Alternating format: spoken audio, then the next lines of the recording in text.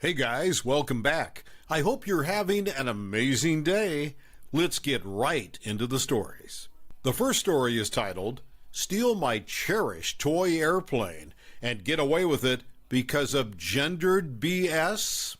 Enjoy the cold, searing revenge a year later. Setting, 1982 Los Angeles metro area. I was a 6 to 7-year-old girl. My grandpa bought me a cool toy airplane. It was a green dual-propeller fighter plane made of metal. I took it to school one day for show and tell. I had researched the plane and who flew it during which battle, etc., and was ready for my report. I took it out at recess. This little crap, Victor, asked to play with it. Then he wouldn't give it back. I cried and complained to the teacher. The principal got involved and said I must be lying because girls don't play with that stuff. He refused to look at my proof, the report I wrote for the presentation. So, Victor, smirking, got to take it with him. I was not able to do my report and got a 0 on the assignment. I was ahead in reading and other subjects, usually a teacher's pet.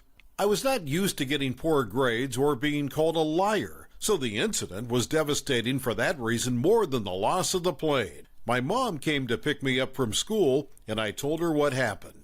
She immediately parked and stormed the principal's office and tore him a new one. We showed him my notes for the report. He apologized and went to look for Victor. Well, Victor was gone by then. The principal said there was nothing the school could do to make him give it back. I was pissed. I was like, can't you give him detention until he returns it? But they were wimps about it and told me to drop it. Victor would make airplane noises and make his hand into a little airplane around me when no one else understood what he was doing. He was a little sociopath. I hated him, but was pretty powerless about it. Fast forward about 6 months. My mom started working 16-hour shifts on weekends only, and I would get babysat for the whole weekend, spending the night. I was at one couple's house for about a year, but they tried to baptize me against my will without telling my mom. She was pissed and fired them. She had to work the next weekend and was desperate for a babysitter. Fortunately, a friend pointed her in Consuela's direction. Consuela, let's call her C, was a 50-something-year-old grandma with 100 kids at her house. She would watch at all hours. She had a bunch of teens and 20-something-year-old boys of her own. She was originally from Mexico, and they spoke almost exclusively Spanish. C was a hard-working woman. She also had a full-time job during the weekdays and did great with the kids. But she had a temper. Her boys were slovenly and would mope about. She would holler at them. When she hollered, we all fell in line. Or you got the business end of her wooden spoon. Sometimes she would yell at me, but I didn't understand as my Spanish was pretty rudimentary. I was taking it in school and had quite a few Spanish-speaking friends, but when C would yell, I would get stressed and not understand. I usually would just hide under the bed and stay out of sight. I realized after a while that C was mostly bark and got used to her after a while and learned how not to piss her off. She called me her good girl, and I rarely got in trouble. But I harbored some hard feelings toward C, as you can imagine. One Saturday, after about 6 months of staying at C's house on weekends, Mom drops me off, and who do I see in the living room but Victor? I was like, oh, hell no. Now I have to be around this little crap and try to avoid getting yelled at all weekend. Ugh. But then a plan came to me. I observed that Victor didn't speak much Spanish. He was half Mexican, but lived with a non-Spanish-speaking parent after a divorce, and he was out of his element. Gone was the smirking butthead. He had big eyes full of fear. The first time C went off on one of her boys in front of Victor, he was stunned. The son got fired from his job, and when he told her, she chased him around the house with her spoon. He was twice her size and was completely cowed by her. Victor surmised that if that big guy was scared of C, then he better stay out of her way. C was a great cook, but she used the cheap cuts of meat and cut corners to feed all those kids. The next day after Victor started coming, a Sunday, she gave us sandwiches for lunch. As an adult, I love avocados, but as a kid, I thought they were grody. She handed us a chicken gristle with a huge slab of avocado. One simply does not refuse to eat C's food. It is a surefire way to get hollered at. Victor ate his in the other room, unobserved by anyone.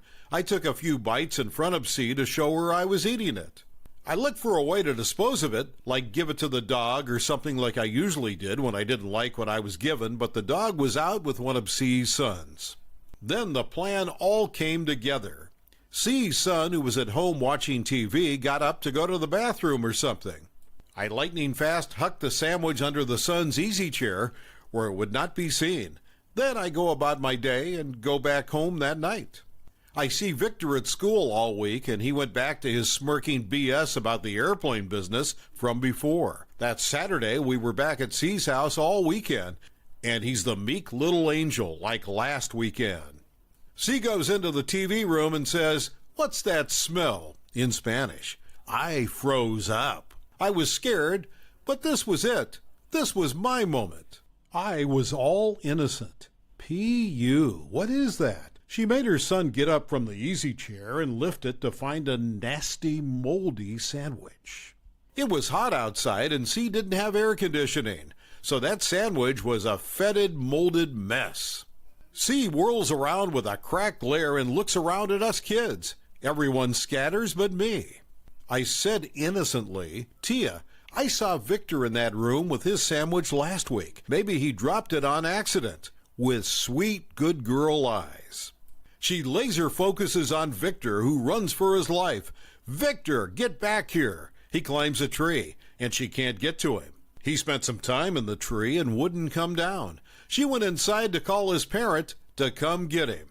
I made eye contact with Victor and made airplane noises and smiled.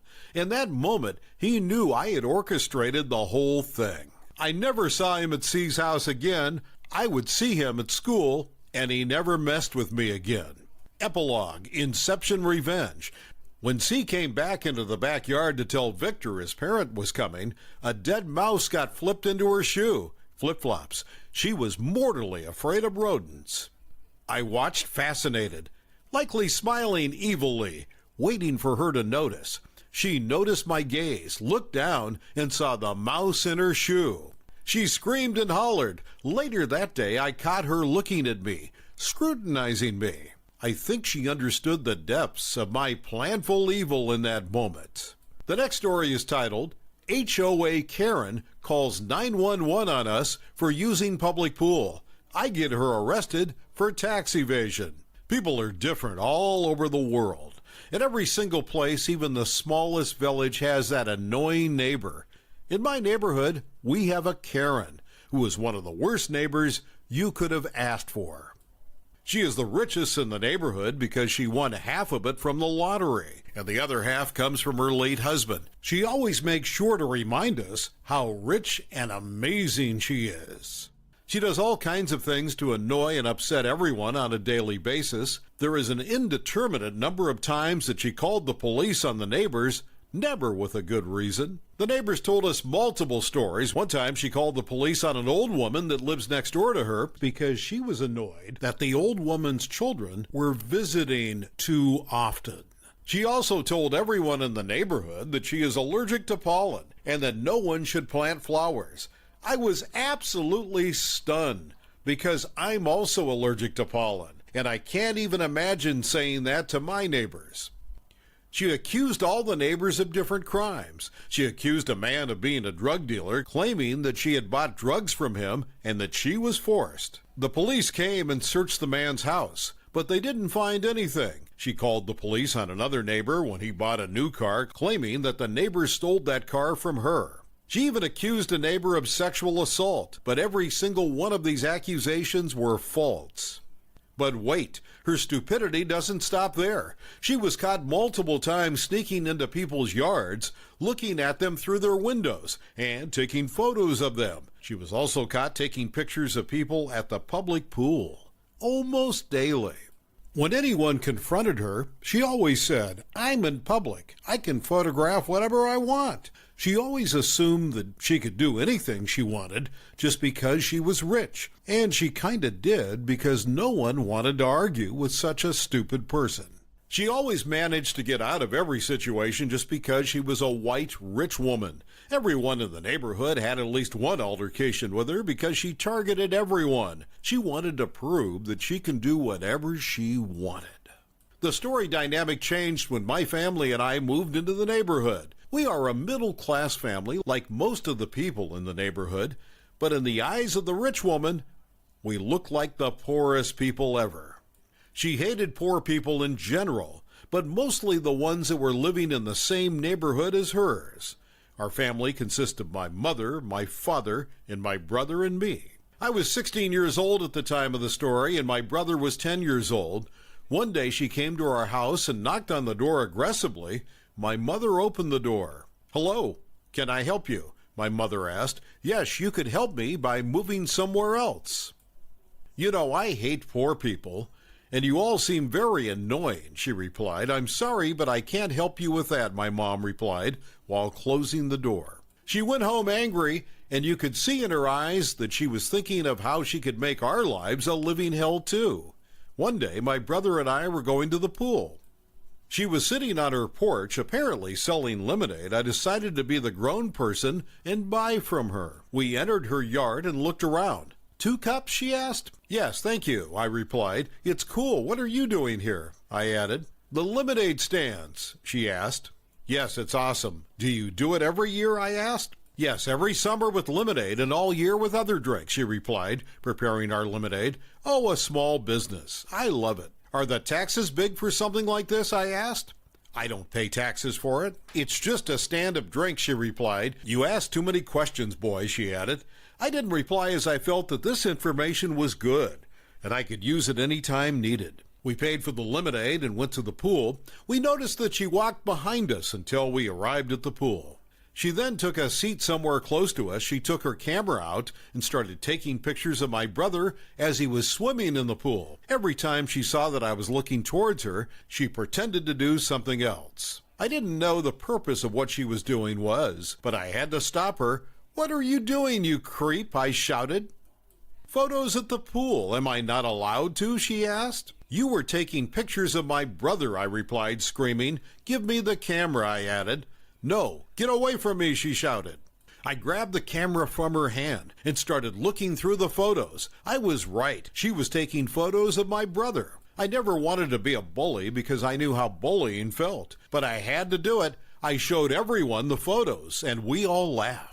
I tried to make her feel bad and realize the severity of the problem. As an answer to out-bully, she called the police on us, telling them there were some thieves, some bad kids, that trespassed and came to the pool. She told the police that the thieves were harassing her, making her and everyone at the pool feel unsafe. The police came and discussed with everyone at the pool. I told the police about how she was taking pictures of my brother, and everyone at the pool backed me up. The police quickly understood how the situation really was. The situation was cleared up, and the police gave her a warning for calling the police for no reason. She got really angry, and she left the pool in a rush, but I was still angry, and I wanted revenge. She had to pay for her behavior, and I was going to make her pay.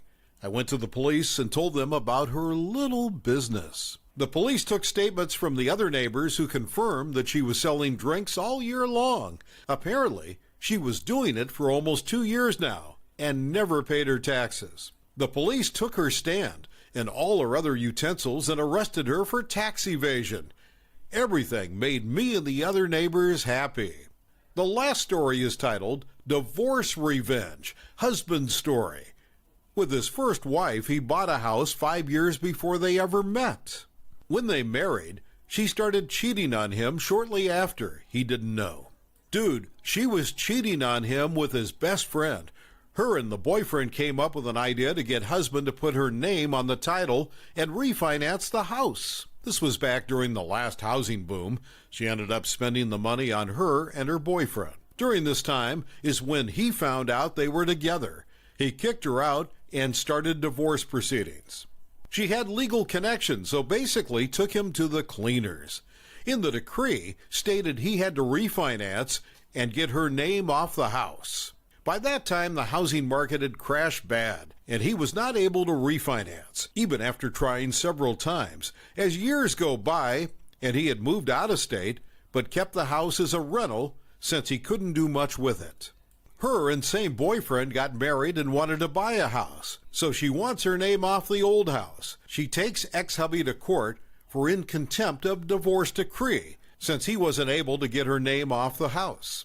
Went to court to plead his case with proof of trying to refinance multiple times. Her connected parents knew the judge that ruled he was in contempt, had to pay all associated fees, pay her off the house, with all lawyer fees, and spend 5 days in jail. Funny thing is, after he was released, he was in a perfect position to file Chapter 13 bankruptcy and include said house, refinance loan, and all lawyer fees in bankruptcy. Who do you think the banks and lawyers went after for the money then? Stupid idiot. Thank you for watching. I would really appreciate it if you could like the video and subscribe to our channel if you haven't already. We'll see you again.